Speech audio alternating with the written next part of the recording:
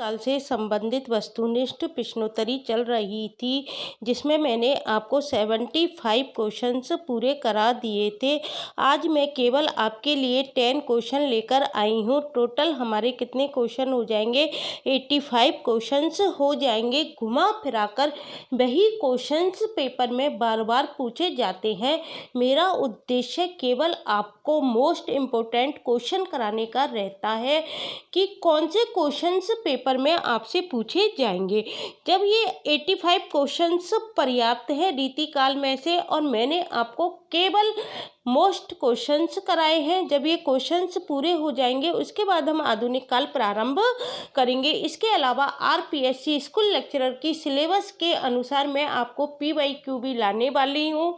शीघ्र ही आपको mock test के रूप में पीवाईक्यू मिलेंगे, जो कि हिंदी साहित्य के इतिहास से संबंधित रहेंगे। उसमें मैं आपको जो टॉपिक आपको दे रखे हैं, टॉपिक विशेष किससे एग्जामिनर आपके लिए क्वेश्चंस बना सकता है, वहाँ से मैं आपके लिए क्वेश्चन डालने की पूरी कोशिश करूंगी। आदिकाल से हमारी ये कोशिश प्रारंभ होगी। आदिकाल के आपको 100, फिर भक्ति काल में भी आपकी सामान्य प्रवृत्तियों से संबंधित 100 क्वेश्चंस बनाए हैं मैंने। उसके बाद आपका संत काव्य चलेगा, फिर सूफी काव्य चलेगा, फिर इसके बाद आपका राम भक्ति शाखा चलेगी, फिर कृष्ण भक्ति शाखा चलेगी, फिर रीतिकाल के क्वेश्चन ये जो मैंने 85 आपको कराए हैं, इसकी पूरी एक प्रश्नोत्तरी अलग से आपके लिए लेकर आऊंगी।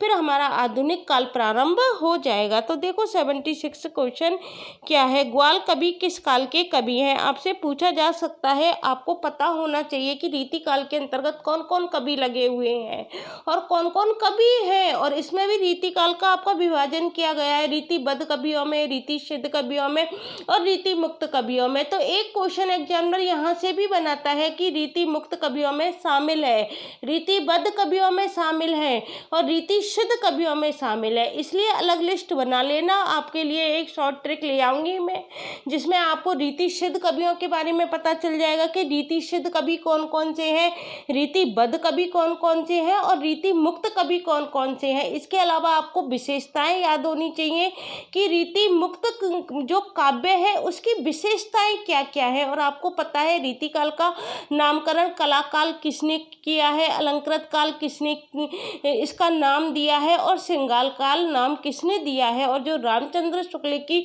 महत्वपूर्ण पंक्तियां जो रीतिकाल के कवियों के बारे में लिखी गई हैं, वो सारी मैंने आपको क्वेश्चंस के रूप में करा दी हैं। वो सारी आप जरूर याद करके चले जाना। ग्वाल कवि किस काल के कवि हैं? तो आदिकाल के नहीं है। आपको पता है आदिकाल में कौन आते हैं? अमीर खुसरो आते हैं, चंद्रवरदाई आते हैं, नरपति नालय आते हैं और जगनिक आते हैं, स्वयंभू आते हैं, पुष्पदंत आते हैं। ये किस में आते हैं? आदिकाल के कवि हैं। भक्ति काल में भी नहीं आते। भक्ति काल में कौन आते हैं? कबीरदास आते हैं, रैदास आते हैं, नानक आते हैं, मलूक दास आते हैं। कृष्ण काव्य के अंतर्गत कौन से कवि आते हैं? सूरदास आते हैं, परमानंद दास आते हैं, नंददास आते हैं। अष्टछाप के 8 कवि के बारे में आपसे पूछा जाता है कि अष्टछाप की स्थापना कब हुई थी? भक्ति काल के। ये इंपॉर्टेंट क्वेश्चन है। इसमें से क्वेश्चन जरूर पूछता है एग्जामिनर की भक्ति काल में जो अष्टछाप की स्थापना हुई थी वो कौन सी ईस्वी में हुई थी। और अष्टछाप के 8 कवि के नाम आपको याद होने हैं। विठल नाथ के 4 शिष्य कौन कौन से हैं और वल्लभाचार्य के 4 शिष्य कौन कौन से हैं। इनमें से एक क्वेश्चन तो आपका पक्का है। तो ये ग्वाल कवि थे, ये किस काल के हैं? ये रीति काल के हैं, आधुनिक काल के नहीं हैं। आधुनिक काल को किस में विभाजित किया गया है?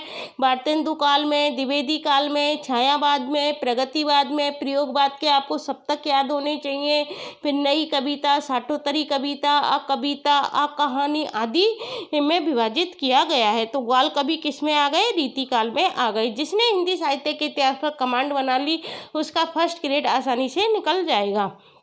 77 क्वेश्चन देखो क्या है। सुजान हित, कृपाकंद और वियोग बेली किस कवि की रचना है? अब देखो वियोग बेली, वियोग किसने सहा था सबसे ज्यादा? घनानंद ने। तो देखो वैसे भी भूषण हो नहीं सकता, भिखारी दास हो नहीं सकता, आलम और घनानंद में आप कंफ्यूज हो सकते हो। लेकिन सुजान हित, सुजान किसकी प्रेमिका थी? घनानंद की थी। तो सुजान हित, कृपाकंद और वियोग बेली किस कवि की रचनाएं हो गई? घनानंद की रचनाएं हो गई। क्वेश्चन नंबर 78 8 है, राजा जयसिंह के दरबारी कवि कौन थे? राजा जयसिंह थे जो जयपुर के थे, उनके दरबारी कवि कौन थे? बिहारी थे। भूषण नहीं थे, मतीराम नहीं थे, सेनापति नहीं थे। सेनापति किसके कवि माने जाते हैं? प्रकृति के कवि माने जाते हैं। और सेनापति का प्रिय अलंकार कौन सा है? श्लेष अलंकार। 2 क्वेश्चन तो ये सेनापति के ऊपर मोस्ट इम्पोर्टेंट है, एग्जामिनर जरूर पूछता है। जयसिंह के दरबारी कवि कौन थे? बिहारी। और ये जयसिंह किसके प्रेम में उन्मुक्त रहा करते थे? अपनी नव विवाहिता के में। तो उनको उससे मतलब अलगाव करने के लिए बिहारी ने क्या लिखा था? एक दोहा लिखकर किसके पास भेजा था? जयसिंह के पास भेजा था। वह दोहा भी पूछा जाता है, कौन सा है? नहीं पराग नहीं मधुर मधु, नहीं विकास इही काल, अली कली ही सो बंदियों आगे कौन हवाल। तुम अभी ये तो अली मतलब अभी तो ये नव युवती है, अभी तुम इसके प्रेम में इतने पागल हो रहे हो तो आगे तुम्हारा क्या हाल होगा। यह दोहा लिखकर किसने भेजा था? बिहारी ने भेजा था। किसको भेजा था? जयसिंह ने। फिर जयसिंह को अपनी शुद्धि वापस आई और वो उसके प्रेम से बाहर निकले और अपने राजकार्य को देखने लगे थे। क्वेश्चन नंबर 79 है, द्विज देव की परंपरा। द्विज देव थे वो किस परंपरा के कवि थे? अब देखो मैंने आपसे कहा था ना किस तरह के एग्जामिनर क्वेश्चन बनाता है। ये जो मैं क्वेश्चन आपको करा रही हूँ ना, ये किसी न किसी एग्जाम में आए हुए क्वेश्चन है। तो द्विज देव के बारे में पूछ लिया कि किसके अंतर्गत आते हैं, ये रीतिबद्ध में आते हैं कि रीति सिद्ध में आते हैं कि रीति मुक्त में आते हैं। तो द्विज देव किस में आते हैं? रीति मुक्त के अंतर्गत आते हैं, रीतिबद्ध में नहीं आते, रीति सिद्ध में नहीं आते। और भक्ति परंपरा में तो ये है ही नहीं। तो इसलिए हमको कवियों के नाम याद करने हैं कि रीति मुक्त में कौन कौन से कवि आते हैं। घनानंद, बोधा, आलम, ठाकुर और द्विज देव आते हैं। और रीतिबद्ध में कौन से आते हैं और रीति सिद्ध में कौन कौन से कवि आते हैं। क्वेश्चन नंबर 80 देखो, कवि ठाकुर ने किस राजा के कटु वचन कहने पर म्यान से तलवार निकाल ली थी और कहा? किसने? कवि ठाकुर ने किस राजा के कटु वचन कहने पर अपनी म्यान से तलवार निकाल ली थी और क्या कहा था? सेवक सिपाही हम उन राजपूतन के। तो मतलब कौन से राजा ने कटु वचन कहे थे ठाकुर के लिए? तो अनूपगिरी, उप हिम्मत बहादुर ने कहे थे, जगत ने कहे थे, जगत सिंह ने कहे थे या उदित नारायण सिंह ने कहे थे? तो किसने कहे थे? अनूपगिरी ने कहे थे, जिसे हम क्या कहते हैं? उप हिम्मत बहादुर भी कहते हैं। उन्होंने कवि ठाकुर के लिए क्या कहे थे? कटु वचन कहे थे, जिस पर कवि ठाकुर ने क्या कहा था? म्यान से तलवार निकाल ली थी और क्या कहा था? सेवक सिपाही हम उन राजपूतन के। क्वेश्चन नंबर 81 देखो, ऐसो जो मैं जानतो कि जे है तू विषय के संग, ए मन मोरे हाय पाए तेरे तोड़तो। किसका कथन है? ये किसने कहा था कि ऐसा मैं जो जानतो कि जे है तू विषय के संग, ए मन मोरे हाथ पाए तेरे तोड़तो। ये किसका कथन है? देव का है, भूषण का है, मतीराम का है या चिंतामणि का है? तो ये किसने कहा था? देव ने कहा था। क्वेश्चन नंबर 82 देखो, केशव दास की रचना इनमें से कौन सी है? आपको देखो केशव दास की सारी रचनाएं याद करके जानी है। केशव दास की रचनाएं एग्जाम में पूछी जाती हैं। तो रचनाएं इनमें से कौन सी है? माधवानल कामकंडला नहीं है, भूषण विचार नहीं है, कौन सी है? जहांगीर जस चंद्रिका। केशव दास की रचना कौन सी है? जहांगीर जस चंद्रिका। क्वेश्चन नंबर 83 है, डॉक्टर पीताम्बर दत्त बर्थवाल के अनुसार रामचंद्रिका क्या है?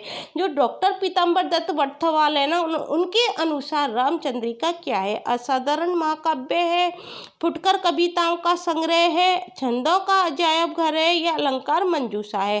तो पीताम्बर दत्त बर्थवाल के अनुसार जो रामचंद्रिका है वो क्या है? फुटकर कविताओं का संग्रह है। और छंदों का अजायब घर किसने कहा था रामचंद्रिका को? रामस्वरूप चतुर्वेदी ने रामचंद्रिका को छंदों का अजायब घर कहा था। ये आपसे पूछा जा सकता है कि छंदों का अजायब घर किसने कहा था रामचंद्रिका को? रामस्वरूप चतुर्वेदी ने कहा था। क्वेश्चन नंबर 84 है, निम्नलिखित में से कौन सा ग्रंथ मतीराम का नहीं है? कौन सा ग्रंथ है जो मतीराम का नहीं है? तो देखो, सुखसागर मतीराम का ग्रंथ नहीं है, रसराज मतीराम ने लिखी थी, साहित्यसार मतीराम ने लिखी थी और छंदसार मतीराम ने लिखी थी। लेकिन आप मुझको कमेंट बॉक्स में ये बताओगे कि सुख सागर किसने लिखी थी, ये मतीराम की नहीं है। क्वेश्चन नंबर 85 है, निम्नलिखित में से कौन सा एक कवि लक्षण ग्रंथकार नहीं है। आपको पता होना चाहिए कि रीतिकाल में कौन कौन से ऐसे कवि थे जो लक्षण ग्रंथकार थे और कौन कवि ऐसे हैं जो लक्षण ग्रंथकार नहीं है। तो क्वेश्चन पूछा गया है, निम्नलिखित में से कौन सा कवि लक्षण ग्रंथकार नहीं है। घनानंद, चिंतामणि, सेनापति, मतीराम। देखो मतीराम है ये लक्षण ग्रंथकार है, सेनापति हैं ये लक्षण ग्रंथकार हैं, चिंतामणि है ये लक्षण ग्रंथकार है, लेकिन जो घनानंद है वो लक्षण ग्रंथकार कभी नहीं है। तो मैंने आपको कितने क्वेश्चन करा दिए, 85 क्वेश्चन करा दिए। तो आज हमारा रीतिकाल पूरा हो गया। मैंने क्वेश्चन सारे चेक कर लिए हैं।